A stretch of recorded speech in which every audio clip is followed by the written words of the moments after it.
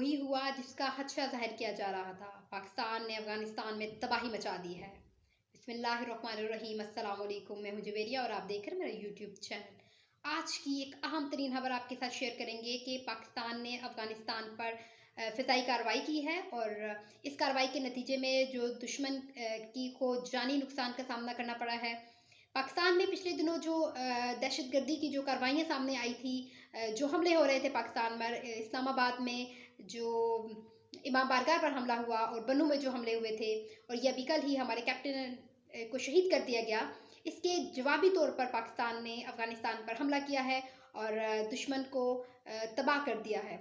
और जो दुश्मन का इंफ्रास्ट्रक्चर था 7 मुख्तलिफ मकामात पर, उसको तबाह किया गया है। अफ़गानिस्तान मीडिया के मुताबिक जो ड्रोन की जो परवाज़ें थी वो कल से ही जारी थी और उसके बाद रात देर जो फ़ौजी ऑपरेशन शुरू हुआ तो उसके नतीजे में जो दुश्मन को है वो भारी नुकसान का सामना करना पड़ा है।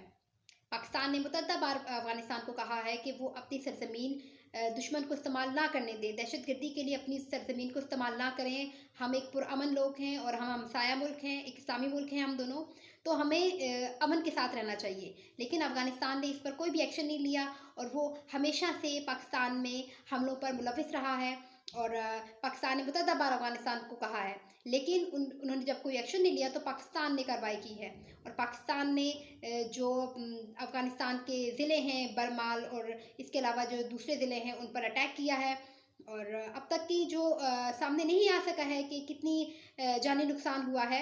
अफ़गान मीडिया ने जब ये रिपोर्ट किया कि ड्रोन की परवाज़ें देखी जा सकती हैं, मुख्तलिफ इलाकों में देखा गया है ड्रोन को, और जब हमले शुरू हुए पाकिस्तान की तरफ से तो उस वक्त तक कोई भी खबर सामने नहीं आ रही थी कि ये हमले किस तरफ से हो रहे हैं, क्या ये अमेरिका अटैक कर रहा है या कोई और मुल्क।